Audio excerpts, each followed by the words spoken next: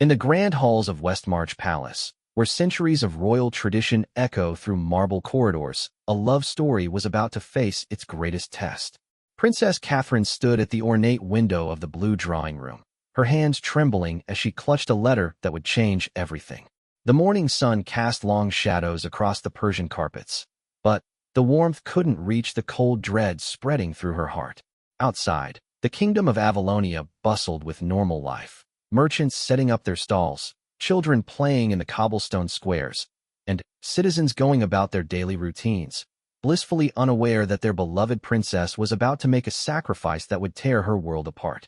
The letter in her hands bore the royal seal of the neighboring kingdom of Valdoria, and its contents would force her to choose between the man she loved more than life itself and the duty that had been bred into her bones since birth. Prince Edward, her husband of 3 years and the love of her life, was somewhere in the palace gardens, probably tending to the roses they had planted together on their first wedding anniversary. He had no idea what was coming. He didn't know that within hours, their fairy tale would crumble, and she would have to say goodbye to him in a way that would break both their hearts and bring an entire nation to tears. This is not just a story about royalty and duty. This is a story about a love so pure and a sacrifice so profound that it would be remembered for generations.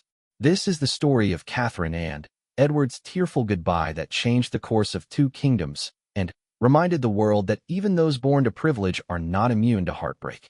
The clock tower chimed 9 times, and Catherine knew she had to find the courage to tell Edward that their time together was running out.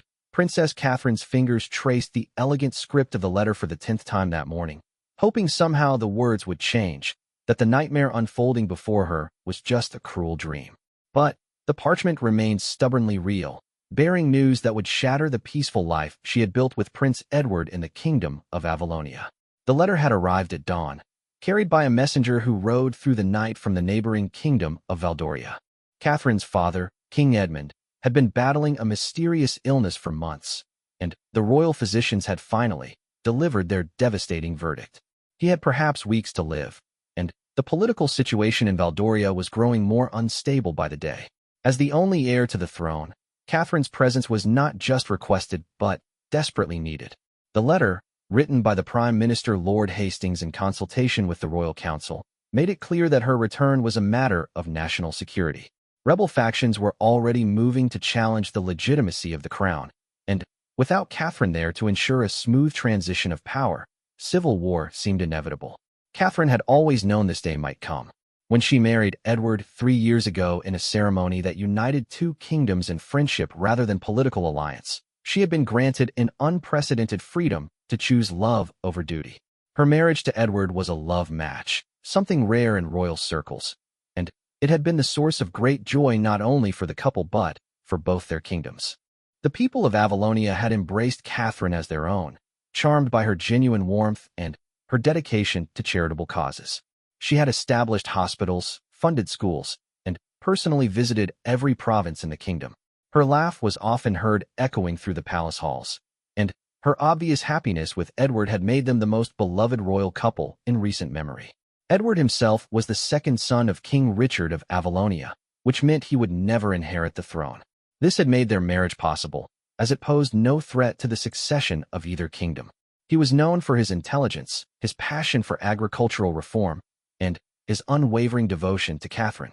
Palace staff often spoke in whispers about the way the prince would light up whenever his wife entered a room, and how they could be found walking hand in hand through the gardens even after 3 years of marriage. Now, as Catherine stared out at those same gardens where Edward was probably working with the groundskeepers, she felt her heart breaking. The letter made it clear that her return to Valdoria would not be temporary. As the heir to the throne, she would need to remain there permanently to stabilize the kingdom and eventually rule in her own right. The political situation was more complex than most people realized. Valdoria was a larger, more powerful kingdom than Avalonia, but it had been plagued by internal strife for decades. Catherine's father had managed to maintain peace through careful diplomacy and strategic alliances, but his illness had created a power vacuum that various noble houses were eager to fill. Lord Marcus Blackthorne, the Duke of Eastmarch, had been quietly building support for his claim to the throne, arguing that a woman should not rule in such turbulent times. Meanwhile, Catherine's cousin Prince Victor had returned from his exile in the southern territories, bringing with him an army of Sells-words and a desire for revenge against the royal family that had cast him out years earlier. The letter detailed intelligence reports of secret meetings, weapon stockpiles, and plans for a coordinated attack on the capital city of Waldegrave. Without Catherine's immediate return to legitimize the crown's authority, the kingdom would likely descend into chaos within months. Catherine understood the weight of her responsibility. Thousands of innocent lives hung in the balance, and she had been raised from birth to put the needs of her people above her own desires. But understanding duty and accepting it were two very different things, especially when it meant leaving behind the man who had become her entire world. She remembered their wedding day with painful clarity. Edward had written his own vows, speaking of their partnership not just as husband and wife, but as two people committed to building a better world together. They had planned to spend their lives working side by side, using their positions to improve the lives of their people in both kingdoms.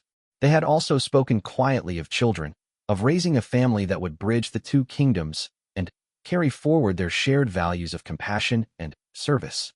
Catherine's hand moved unconsciously to her stomach, where she had recently begun to suspect new life might be growing, though she had not yet shared this possibility with Edward.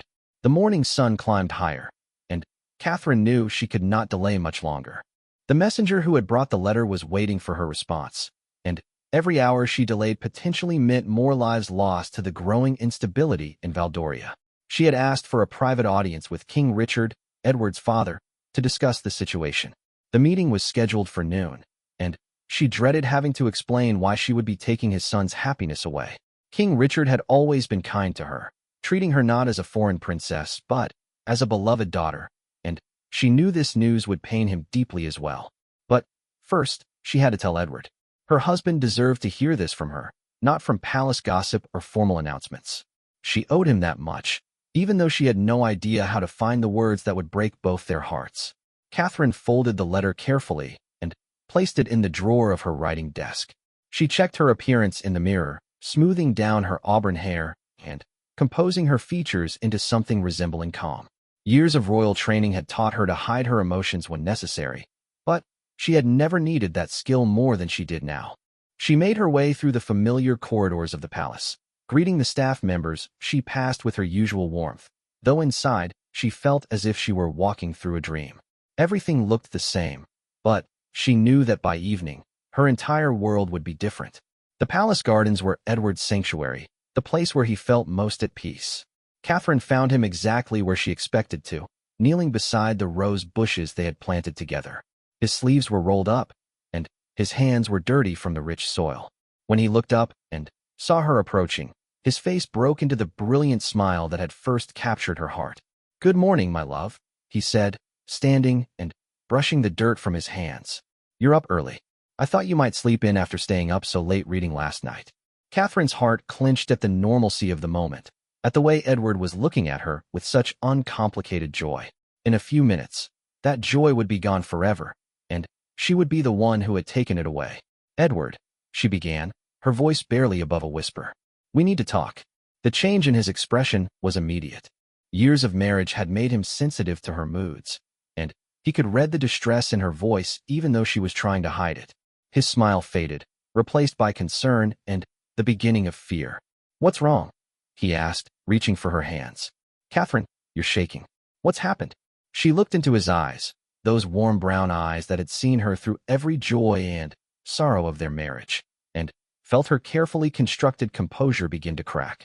How could she tell him that their fairy tale was over? How could she explain that duty was about to tear them apart, possibly forever? "I received a letter this morning," she said finally. "From Valdoria. It's my father, Edward. He's dying, and the kingdom needs me to come home." Edward's face went pale, but his concern was immediately for her. "Oh, Catherine, I'm so sorry. I know how much you love him. Of course we'll go to Valdoria immediately. I'll make arrangements for us to leave today if you'd like." The word "us" hung in the air between them, and Catherine felt her heart shatter completely.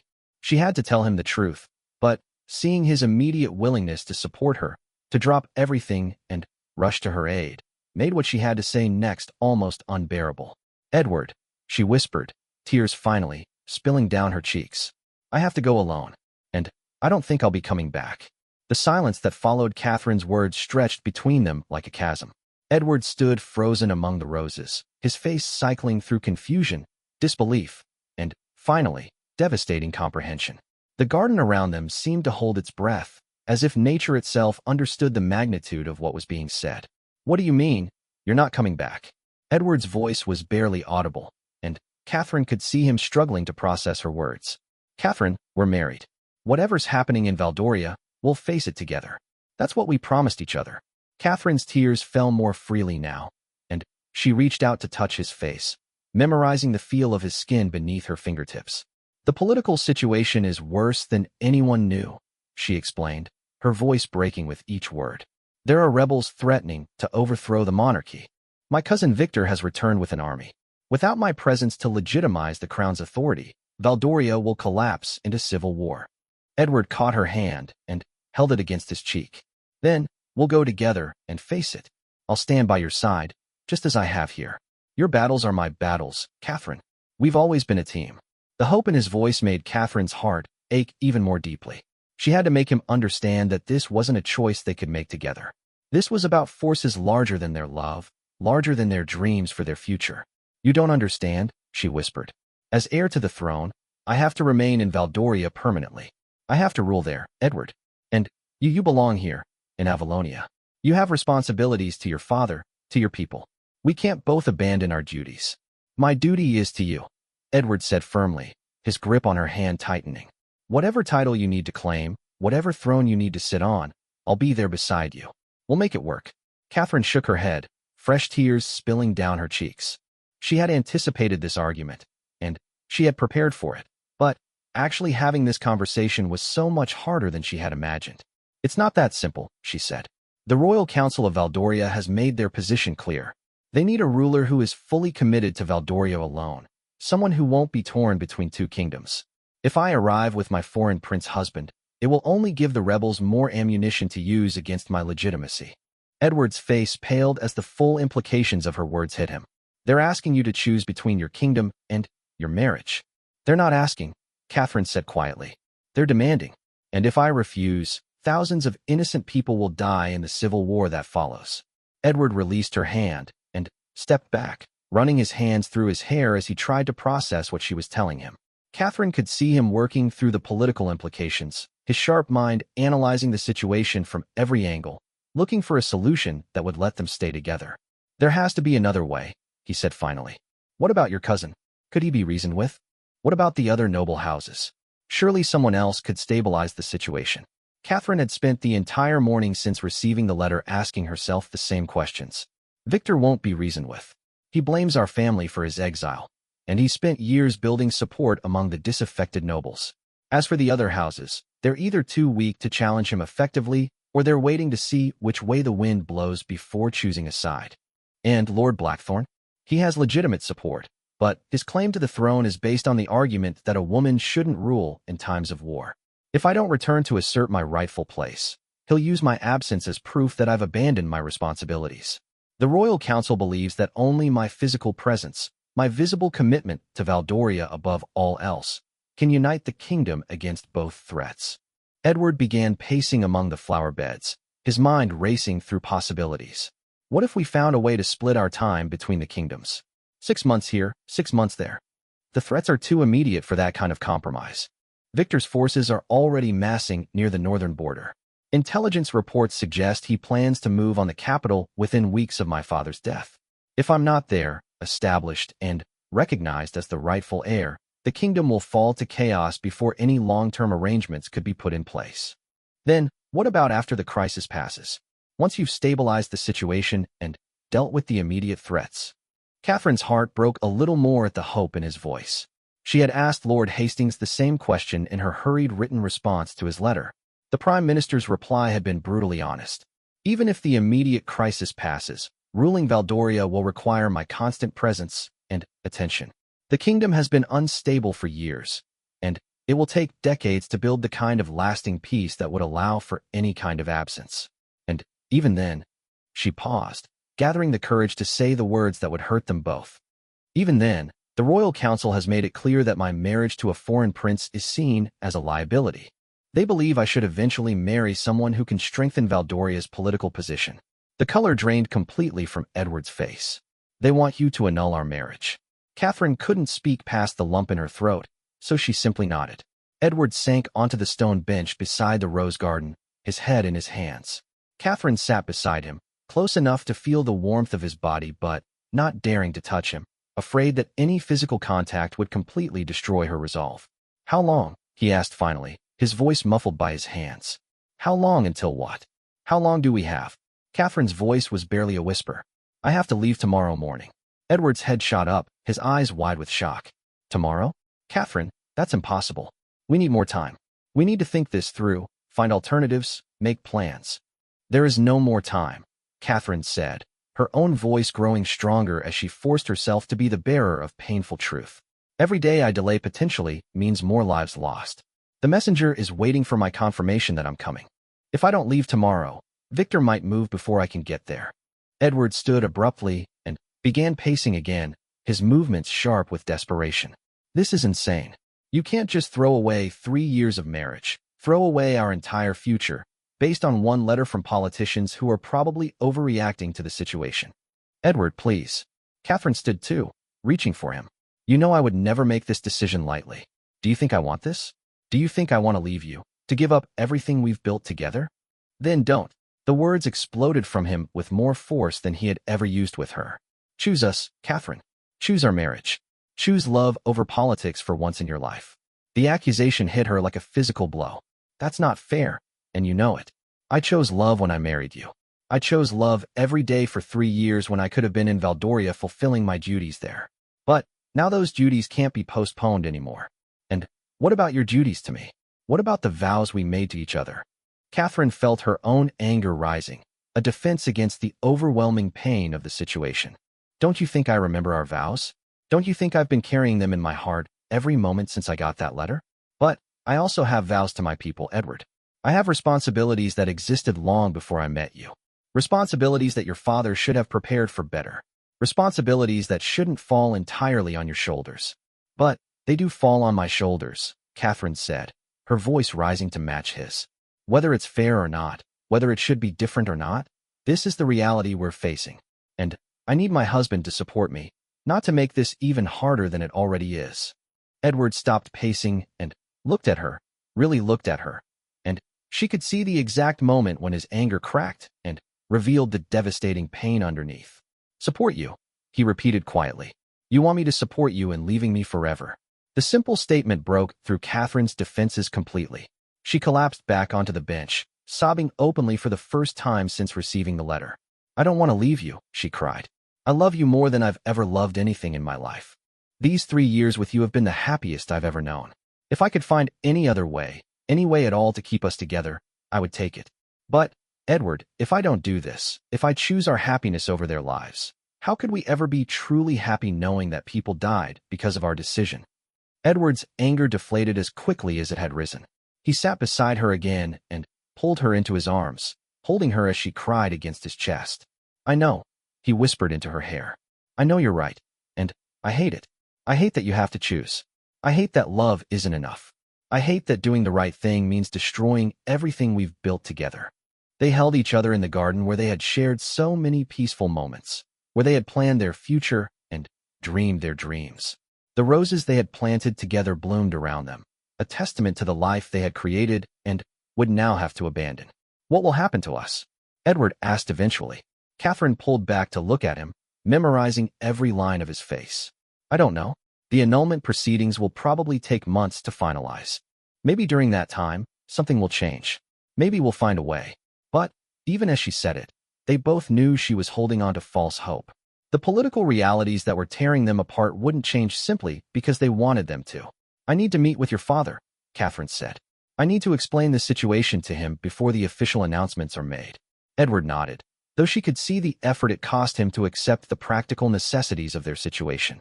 "He'll understand. He's always understood the weight of royal duty. And then, we need to tell the household staff, prepare them for the transition." "Catherine," Edward caught her hand again. "Before we do any of that, before we get caught up in all the logistics and politics and formal procedures, can we have today? Can we have one last day as husband and wife without thinking about tomorrow? Catherine's heart clenched at the request. She knew that giving in to that desire would only make tomorrow's goodbye more painful, but she also knew that she needed those memories to carry with her into the uncertain future that awaited her. Yes, she whispered. We can have today. The rest of that morning passed like a dream suspended in time. Catherine and Edward walked hand in hand through every corner of the palace that held special meaning for them, as if they could somehow capture the essence of their shared life and carry it with them forever. They started in the library where they had first met 3.5 years ago. Catherine had been visiting Avalonia as part of a diplomatic mission, and Edward had found her there late one evening, reading by candlelight. He had been surprised to discover that the foreign princess shared his love of philosophy and poetry, and they had talked until dawn about everything from Aristotle to agricultural reform. Do you remember what you were reading that night? Edward asked as they stood between the towering shelves of books. Catherine smiled through her tears. Marcus Aurelius. Meditations. You thought it was an odd choice for a princess. I thought you were remarkable, Edward corrected. A beautiful woman who could discuss Stoic philosophy and make it sound like poetry. I knew that night that I was in trouble. They moved on to the music room, where Catherine had played piano while Edward sang in his surprisingly rich baritone voice. They had discovered their shared love of music on their second meeting, and it had become one of the foundations of their relationship. Even during their busiest days as working royals, they had always found time to make music together. Catherine sat at the piano bench and played the melody of the song that had become theirs, a haunting piece about eternal love that transcended physical separation. Edward's voice joined hers on the familiar lyrics, and, for a moment, they could pretend that nothing had changed. From there, they visited the small chapel where they had been married. The afternoon light streaming through the stained-glass windows painted rainbow patterns on the floor, just as it had on their wedding day. Catherine knelt at the altar where they had exchanged vows, and Edward knelt beside her. I meant every word, he said quietly. For better or worse, in sickness and in health, till death do us part. I still mean every word. So do I, Catherine whispered. Maybe that's why this hurts so much. Because we're not choosing to end this. We're being forced to end it, and our love is as strong as it ever was. They prayed together in the silence of the chapel, each asking for strength to face what was coming and for wisdom to know if they were making the right choice. The afternoon found them in the palace kitchens, much to the surprise and delight of the staff. Catherine and Edward had always been more approachable than most royalty, but they had never actually cooked together before. Today, though, they wanted to create something with their own hands, something that belonged entirely to them. With the amused assistance of the head cook, they prepared a simple meal of bread, soup, and fruit tart. Catherine's bread turned out slightly lopsided, and Edward burned the soup just a little, but they laughed together as they worked, letting themselves forget for a few hours that tomorrow would tear them apart. They ate their imperfect meal in Catherine's private sitting room, the informal space where they had spent countless evenings reading to each other or simply talking about their days. The conversation flowed as easily as it always had, touching on light topics that felt safe, avoiding the weight of what was coming. As evening approached, they found themselves back in the garden where the day had begun so differently. The roses were beginning to close their petals for the night, and the first stars were appearing in the darkening sky.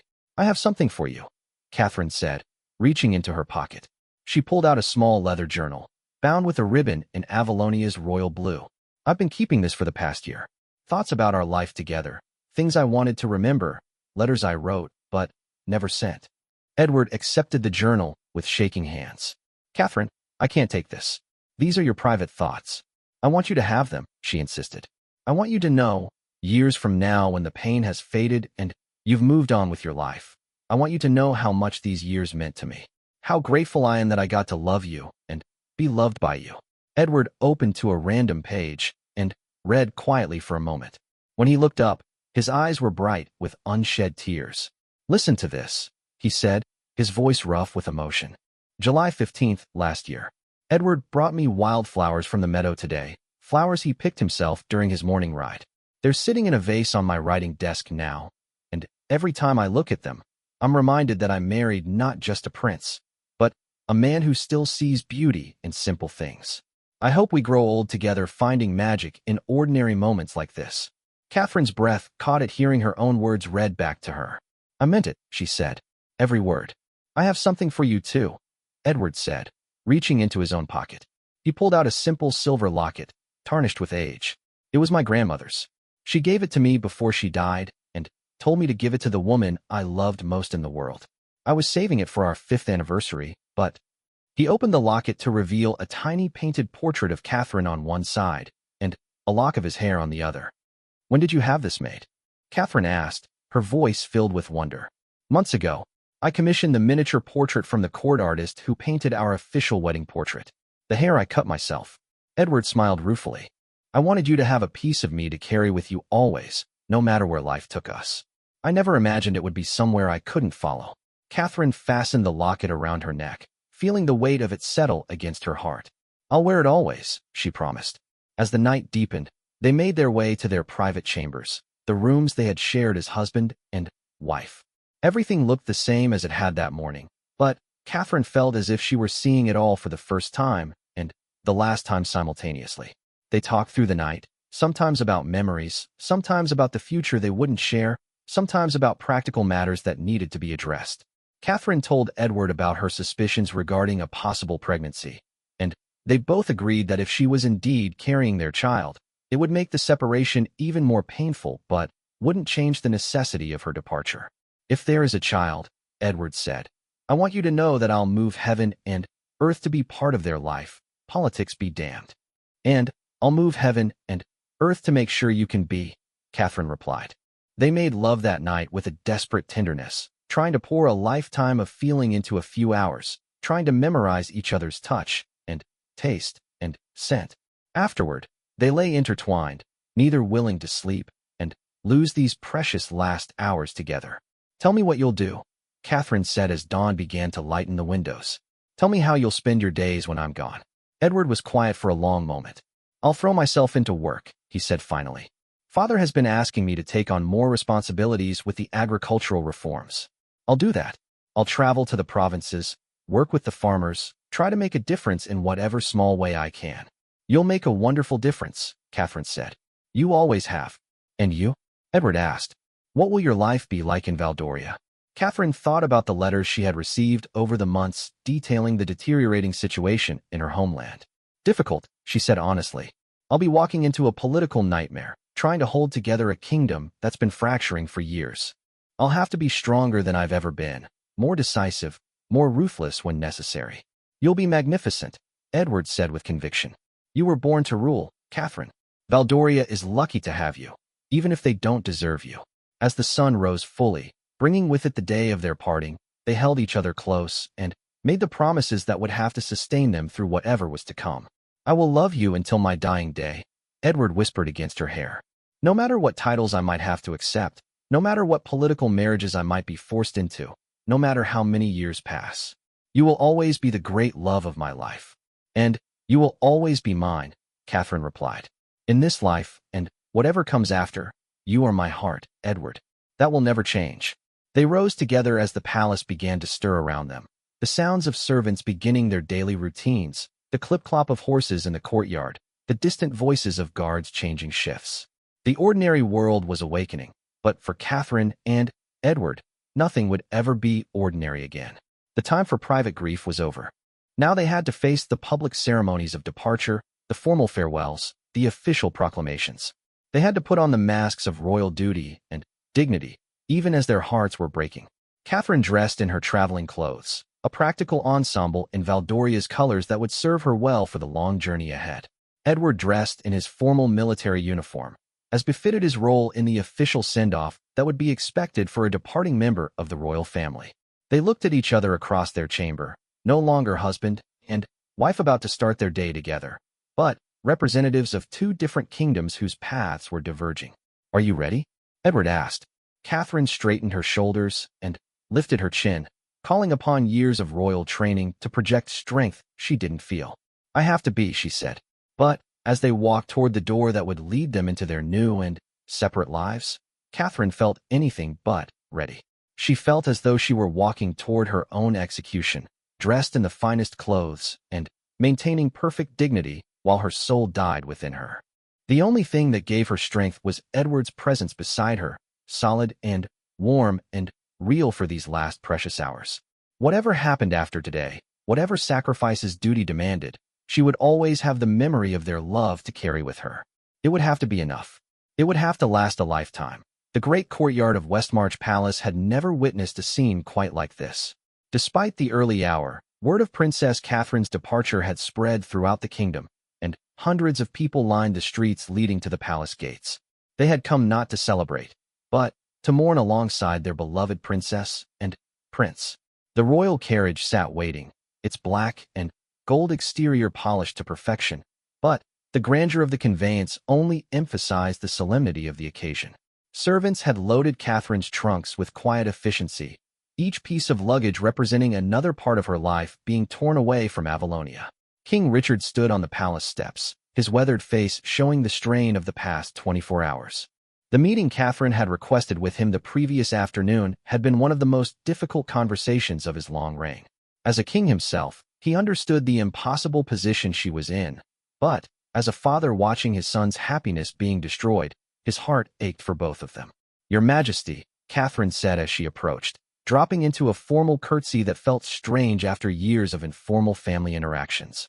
"None of that," King Richard said gently, helping her to her feet. "You'll always be my daughter, regardless of what politics demands." Edward stood beside his father, magnificent in his dress uniform, but pale and hollow-eyed from their sleepless night. The past 2 days had aged him years, and Catherine could see the effort it was costing him to maintain his composure in front of the watching crowd. "The people have gathered to see you off," King Richard continued. "They wanted to show their love and support, even in this sad time." Catherine looked out at the assembled crowd and felt her heart swell with gratitude even as it broke with sorrow. Faces she recognized from her charitable work gazed back at her, many tearful, all showing genuine affection for the princess who had made their lives better during her time in Avalonia. Lord Chamberlain Marcus stepped forward with the formal scroll that would announce Catherine's departure to the broader kingdom. The words had been carefully crafted to explain the necessity of her return to Valdoria, without revealing the full extent of the political crisis or the permanent nature of her leaving. "Your Royal Highness," he began, his voice carrying across the courtyard, "representatives of both kingdoms have asked me to read the following proclamation." Catherine stood with perfect posture, her hands clasped in front of her, every inch the royal princess despite the turmoil in her heart. Edward moved to stand beside her, and she felt strengthened by his presence. "Let it be known that Her Royal Highness Princess Catherine of Valdoria, beloved wife of Prince Edward of Avalonia, departs this day to fulfill her sacred duty to her father's kingdom in their hour of great need. She goes with the blessings of King Richard and all the people of Avalonia, carrying with her our prayers for her success and our eternal gratitude for the joy and service she has brought to our realm."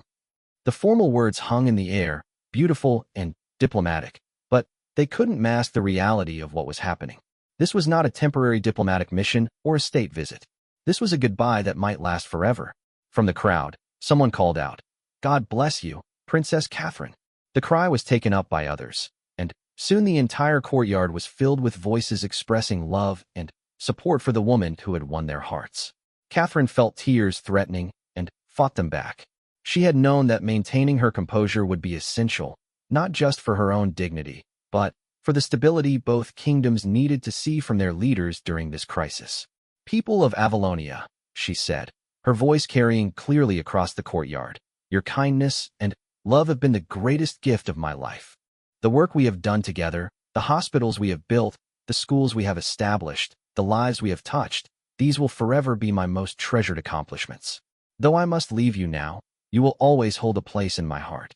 The crowd erupted in applause and cheers, but Catherine could see that many people were crying openly.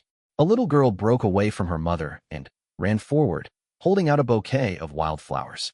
Catherine accepted the flowers with grace, kneeling to the child's level. "These are beautiful," she said softly.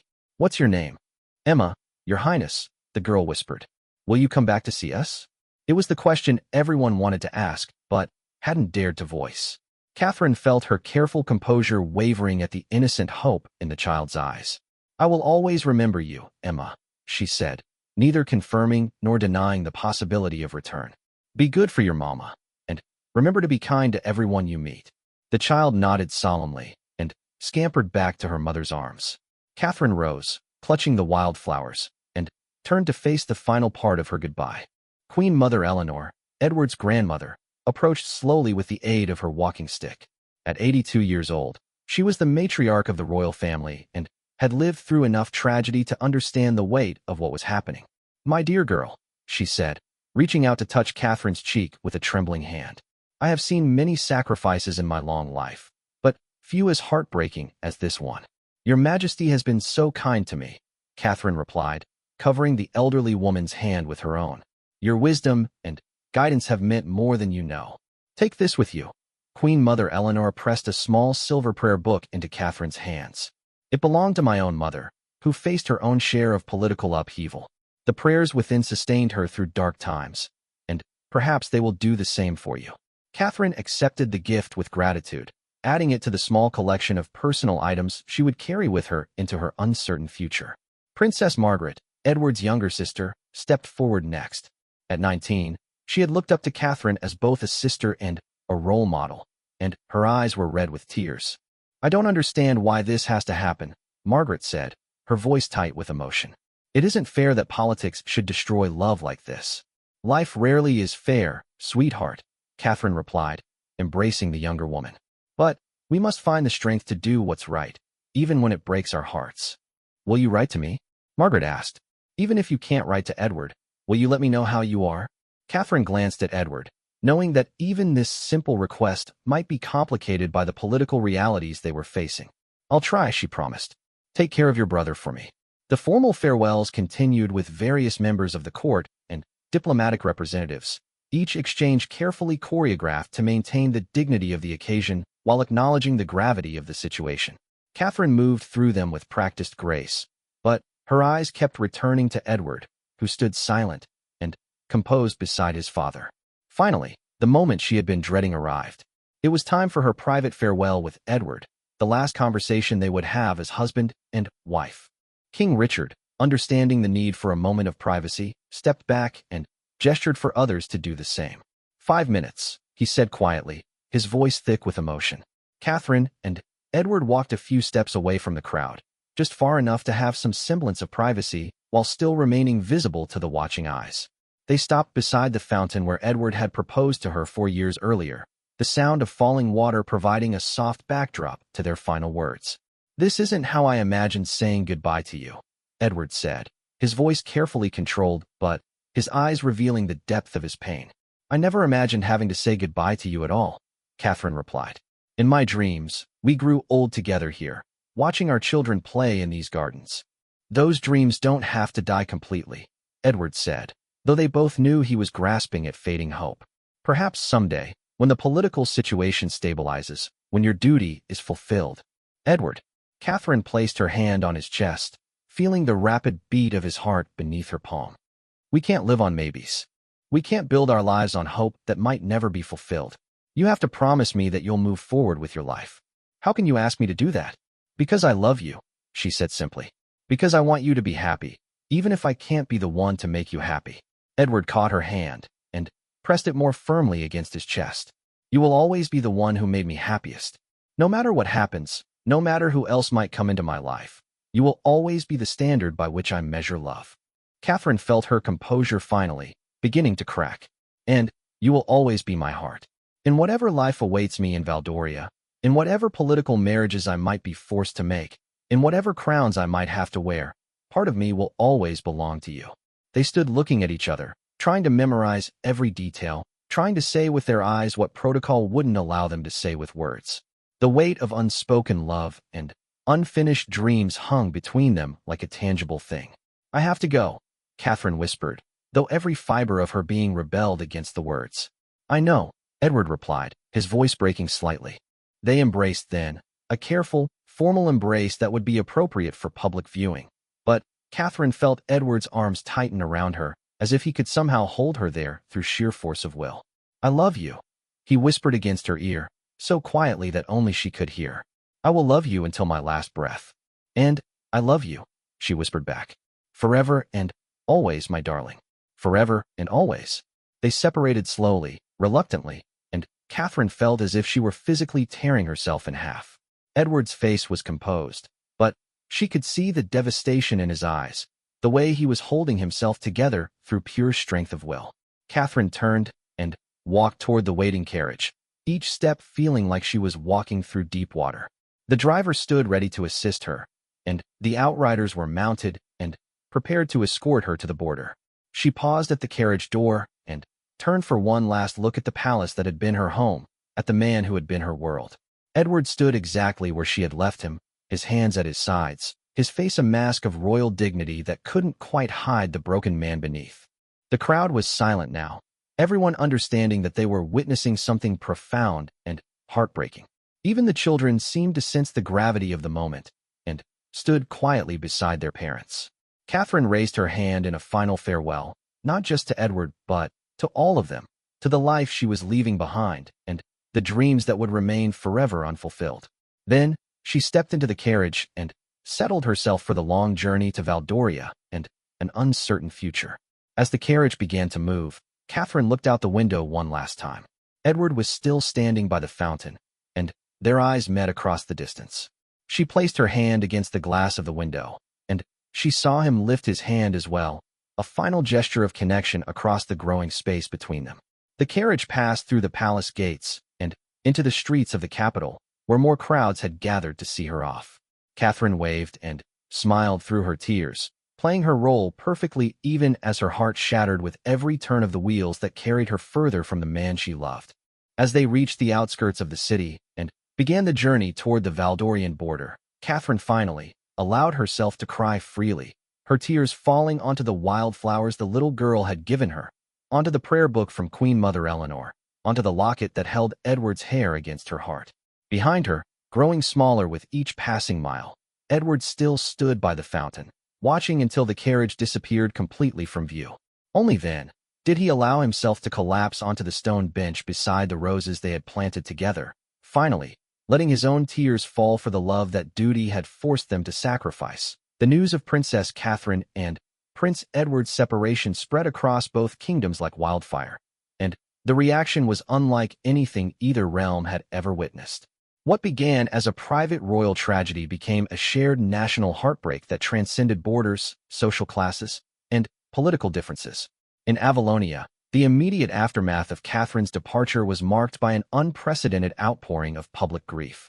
The palace was flooded with flowers, letters, and tokens of sympathy from citizens who felt they had lost not just a beloved princess, but also witnessed the destruction of a love story that had given them hope and joy. Prince Edward, despite his own devastating grief, understood that his people needed to see him continuing to fulfill his duties. 3 days after Catherine's departure, he made his first public appearance at the opening of a new agricultural college they had planned together.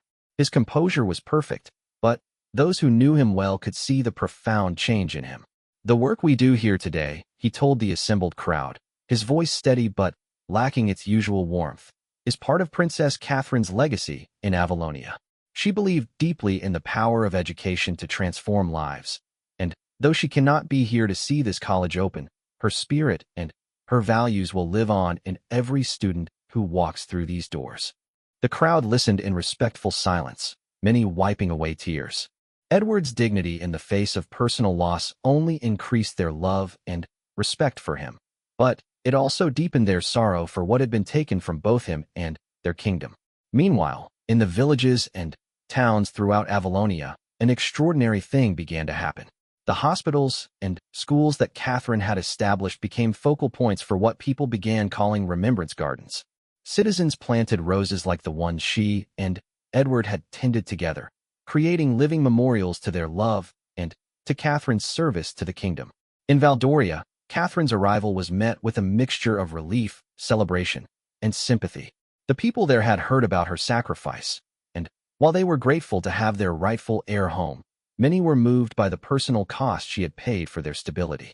The political situation was even worse than the letters had indicated. Catherine's father, King Edmund, was barely conscious and had only days left to live. The rebel forces under Prince Victor had advanced closer to the capital than anyone had publicly admitted, and Lord Blackthorn's supporters were spreading rumors that Catherine's foreign marriage proved she was unfit to rule. On her third day back in Valdoria, Catherine was forced to make her first major political decision. Intelligence reports indicated that Victor planned to attack the capital within the week, counting on the chaos following King Edmund's death to give him an advantage. Catherine ordered the royal guard to ride out and engage Victor's forces before they could reach the city, a bold move that would either establish her authority or end in disaster. The battle lasted 2 days. Catherine herself rode with the royal guard, not to fight, but to be seen by both her own forces and the enemy. Her presence on the battlefield, her willingness to risk her life for Valdoria, proved to both friend and foe that she was committed to her kingdom above all else. When victory came, it was decisive. Prince Victor was captured alive, and his forces scattered. But the cost was high. 73 Valdorian soldiers died in the fighting, and Catherine felt the weight of each life lost. That night, alone in her childhood chambers at the royal palace, she wrote letters to every family that had lost someone, taking personal responsibility for the decision that had led to the battle. Back in Avalonia, news of the battle reached Edward through official diplomatic channels. For 24 hours, until word of Catherine's victory arrived, he lived in agony wondering if the woman he loved was safe. When confirmation came that she was unharmed and that the immediate threat to her kingdom had been neutralized, he broke down privately for the first time since her departure. King Richard found his son in the palace chapel, kneeling before the altar where he and Catherine had been married. "She's safe?" Edward said without looking up when he heard his father enter. "She won, and she's safe." "Yes," King Richard said, settling heavily on the bench beside the altar. "She's proving to be every bit the ruler we always knew she could be." "I'm proud of her," Edward said, his voice thick with emotion. "And I miss her so much I can barely breathe." It was the first time Edward had openly acknowledged his pain since Catherine's departure, and King Richard felt his own heartbreak for his son's suffering. "The initial crisis has passed," the king said gently. "Perhaps now there might be some opportunity for communication, for finding a way forward that doesn't require complete separation." Edward finally looked at his father, hope and fear warring in his expression. "Do you really think so?" "I think Catherine loves you as much as you love her," King Richard replied. "And I think two people who love each other that deeply will find a way to honor both duty and heart, given enough time." But even as the king tried to offer comfort, both men knew that the political realities hadn't changed. Catherine was now the heir apparent to a kingdom in crisis, and her every action would be scrutinized for signs of divided loyalty. In Valdoria, Catherine's success in dealing with Victor's rebellion had indeed strengthened her position, but it had also made clear just how precarious the kingdom's stability remained. Lord Blackthorne had grudgingly acknowledged her authority in the face of her military victory, but he continued to push for a marriage alliance that would strengthen Valdoria's position. "Your Majesty," he said during a particularly difficult council meeting, "the kingdom needs certainty. The people need to know that their ruler is fully committed to Valdoria's future. A strategic marriage with Prince Marcus of Drakmore would secure our eastern border and provide the kingdom with a strong military alliance." Catherine listened to the political arguments with growing frustration. Every conversation seemed to lead back to the same conclusion, that her marriage to Edward was seen as a liability that needed to be corrected. "Lord Blackthorne," she said finally, "I understand the strategic benefits of such an alliance. But I am not yet officially divorced from Prince Edward, nor am I ready to make such a commitment at this time. Your Majesty, with respect, personal feelings cannot be allowed to override the needs of the kingdom. The annulment proceedings could be expedited if necessary." The words hit Catherine like physical blows, but she maintained her composure. "I am aware of what can be expedited, my lord. When I am ready to make decisions about my personal life, I will inform the council." That night, Catherine stood on the balcony of her chambers, looking out over the capital city of Waldegrave. Lights twinkled in windows across the city, each one representing families, people whose security and prosperity depended on her decisions. The weight of responsibility felt heavier than any crown. She opened the silver locket Edward had given her and looked at his miniature portrait by moonlight. In the 3 weeks since leaving Avalonia, she had not allowed herself to think about him during the day. But in the quiet moments before sleep, she let herself remember his voice, his laugh, the way his eyes lit up when he looked at her. A soft knock at her chamber door interrupted her reverie. Her lady-in-waiting, Sarah, entered with a letter bearing the royal seal of Avalonia. "This arrived by special courier, Your Majesty," Sarah said quietly. "It's marked as personal correspondence." Catherine's heart raced as she recognized Edward's handwriting on the envelope. She had not expected to hear from him so soon, if at all, given the political sensitivity of their situation. With trembling hands, she opened the letter. My dearest Catherine, I hope this letter finds you safe and well. News of your victory over the rebel forces has reached us here, and I want you to know how proud I am of your courage and leadership.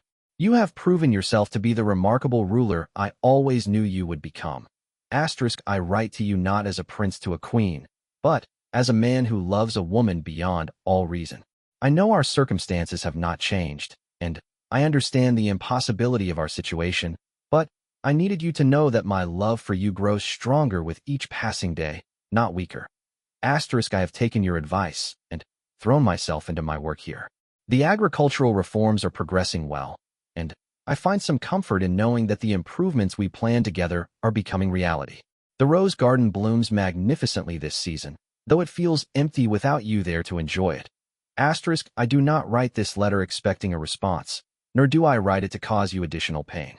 I simply needed you to know that you are thought of every day, that you are loved without condition, and that no matter what the future holds, the time we shared as husband and wife was the greatest blessing of my life. Be safe, my darling. Be strong.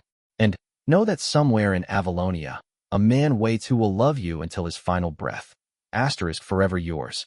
Edward. Catherine read the letter 3 times before the tears made it impossible to continue.